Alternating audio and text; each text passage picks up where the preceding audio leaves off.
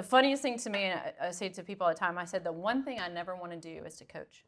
I think I've heard you say that exact statement. I've said it many times. They're like, will you do this camp? I do not want to coach. Will you do this? I never, ever want to coach. For a friend, I did a favor for him. He was like, can you just coach this high school team? They're being coached by the lacrosse team. She doesn't really know what she's doing. And I was like, sure, this is off season, sure. Fell in love with coaching, and now I'm coaching. And I love every aspect of it because I still get to be part of the team.